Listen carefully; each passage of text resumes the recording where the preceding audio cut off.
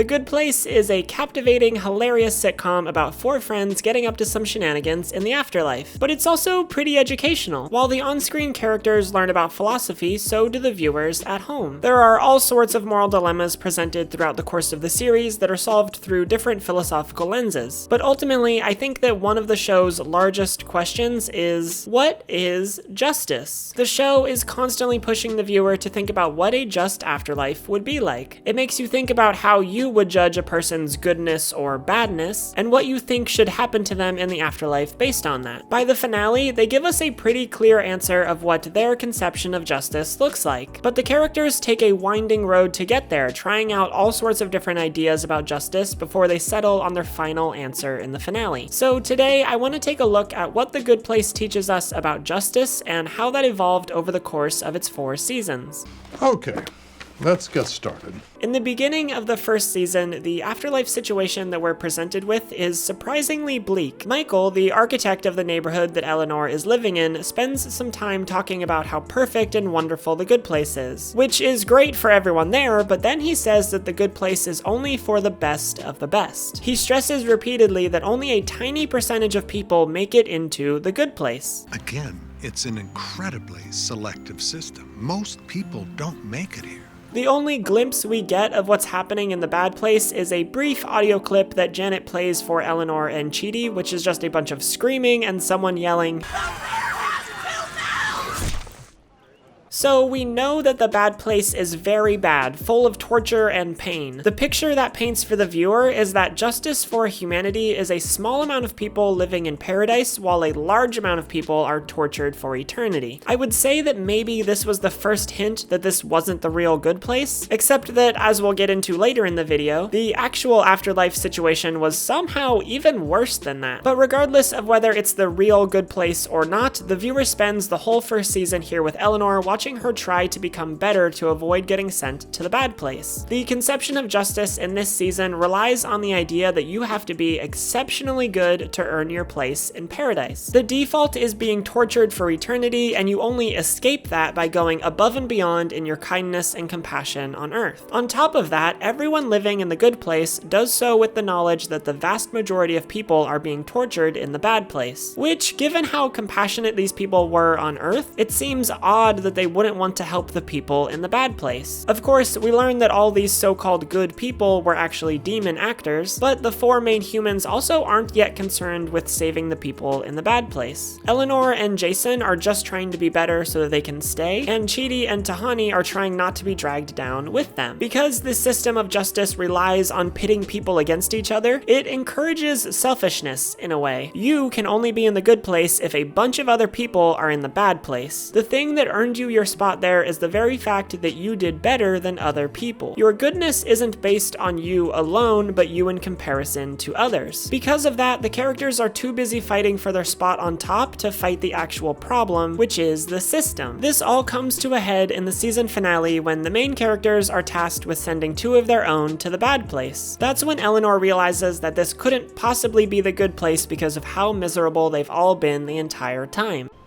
This is the bad place. But this isn't a realization that the overall system of having a highly selective good place could be bad. Season 2 follows a similar pattern, except that now we know they've been in the bad place the entire time. The assumption then is that the real good place isn't as selective as they were led to believe, it's just that the 4 main characters are bad people and therefore deserve to be in the bad place. So they spend most of the second season trying to become better by taking philosophy lessons from Chidi so that they can rightfully earn a spot in the good place. The overall system of justice from the viewer's point of view hasn't really changed much, except that maybe the good place is less selective than we once thought. But it's still a paradise for good people and eternal torture for bad people. The first major shift we get in terms of questioning this system of justice comes at the end of season 2, when the main characters are denied entry to the good place by the judge. Now that they're for sure not going to be on the positive side of this broken system, their only answer is to rework the system itself. That's when Michael arrives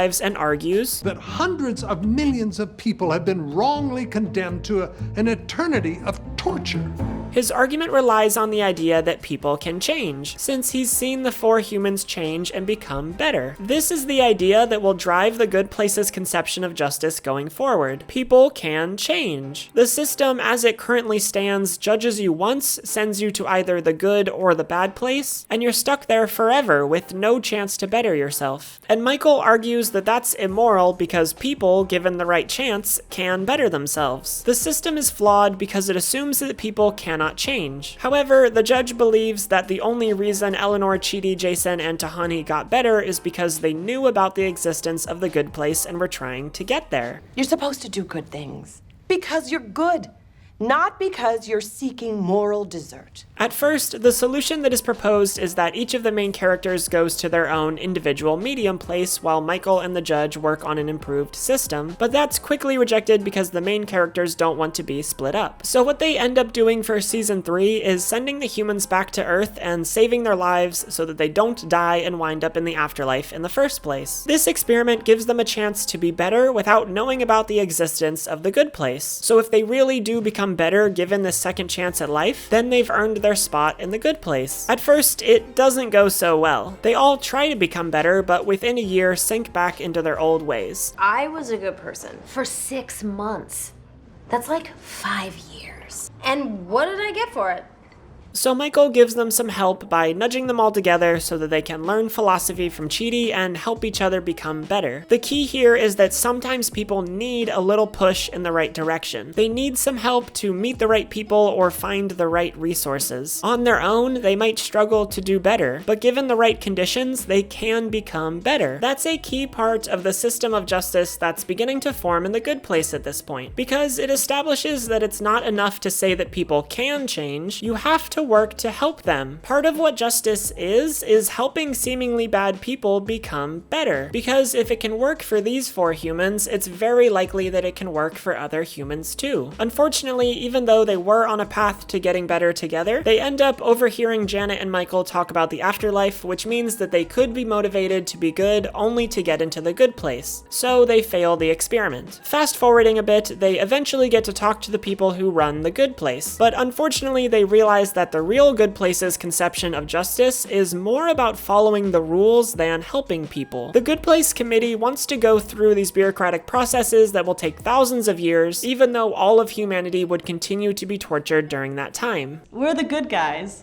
We can't just do stuff. No. I think this is a pretty strong rebuttal of the idea that justice always means following the rules. Sometimes the rules themselves are unjust or not working, and in that case it can be just to break the rules to help people. It's unrelated to the idea of if people can change or not, but it's still important to note that justice can mean dismantling an unjust system entirely rather than uncritically obeying it. It's one piece of building a new idea of what justice should be, in addition to the ideas that people can change and that they might need some help. Soon after that, the main characters have another chance to prove that people can get better, but this time they have to help 4 different humans improve in the afterlife. Humans that were chosen by the bad place. Their experiment has its ups and downs through season 4, but it's successful enough to convince the judge that the system is broken, and so she decides to reset humanity entirely. To save humanity, they have to devise a new afterlife system of justice that both the judge and Sean, the head of the bad place, agree to. Chidi, as the moral philosopher of the group, gets to work thinking about how justice should be served in the afterlife, and he identifies one major problem. If you don't live a completely perfect life, you are brutally tortured forever. The cruelty of the punishment does not match the cruelty of the life that one has lived. Therefore, he thinks the level of punishment you receive should be more equivalent to the amount of harm you've done during your time on Earth. Or, as Eleanor puts it, This is a problem of justice. This line of thinking leads them to their first proposal, which is to create a medium place, where most people go and live a mediocre existence in the afterlife, while only really good people go to the good place and only really bad people go to the bad place. They know it's not perfect, but it does save a lot of people from being tortured, so they give it a shot, but it's rejected by Sean. To sweeten the deal, they offered to go to the bad place themselves if Sean will accept the medium place deal, but again, he rejects it. So they throw out the medium place idea idea and try to work on an even better afterlife system. In this new system, everyone who dies will go through a series of personalized trials designed to make them better people. Every time they're reset, they'll retain some knowledge of what happened before, kind of like a conscience, so that they can grow and become better people. Once they're good enough, they'll move up into the good place. The thing that's revolutionary about this new afterlife justice system is that it basically scraps the idea of a bad place entirely. It gives every single person essentially an infinite number of chances to make it into the good place. They admit that maybe some people will never make it into the good place. Maybe some people will refuse to change no matter how many times they go through the test. But at least they have the opportunity. And not just that, but they have a bunch of resources dedicated to helping them get better. It's a complete paradigm shift in thinking about justice. What was once a punitive or retributive justice system is now a restorative justice system. Before, they asked, how do we properly punish people based on their time on Earth? And now they're asking, how do we help people become better? That's a massive change, and an important one, because even if they had changed the point system to allow more people into the good place, there still would have been tons of people being tortured for eternity in the bad place for a finite number of actions they took on Earth without any regard for the circumstances they grew up in. Sean eventually agrees to this new system and they implement it, fundamentally changing the way that the afterlife works. People who were condemned to the bad place, like William Shakespeare, eventually work their way up into the good place. The system works. The lesson for the viewer is that people deserve not just a second chance, but basically infinite chances. I think it's interesting to see how this could be applied to the real world, because while the afterlife in the good place isn't a one-to-one analogy for anything on Earth, a lot of what it teaches us about justice could, and probably should, inform our own real-world justice systems. Right now, around the world, but particularly in the US, our justice system is retributive. People are sent to prison not to become better people or to get the resources they need to do better, but to be punished for what they did. A restorative justice system, on the other hand, would work to rehabilitate and help offenders rather than punishing them. And just like in the good place, maybe some people wouldn't want to get better, but everyone would have that chance and they would have the resources dedicated to helping them get there. Ethically, the good place argues against a retributive system in favor of a restorative one because, one, retributive systems often hand out more punishment than you truly deserve, and two, humans can change and improve. Therefore, it's our duty to help people reach their full potential rather than just locking them away in the bad place or in prison and forgetting about them. Because the basis of a strong moral code is caring about others, the goal should be to eliminate suffering, not to match every bit of suffering with even more suffering. It's unethical to not give people every chance to become better. True justice, as told by the good place, is not punishment, it's helping people, even people who've done bad things. Your job was to defraud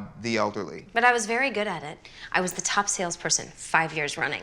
Okay, but that's worse. This video is brought to you by all of my amazing supporters over on Patreon. If you enjoyed this video, please consider supporting me over there because that would enable me to keep making videos like this. You can click the Patreon logo on the screen right now or use the link in the description and I would really appreciate it. You can also subscribe here on YouTube and give this video a thumbs up if you liked it. Thanks so much for watching and I'll see you next time.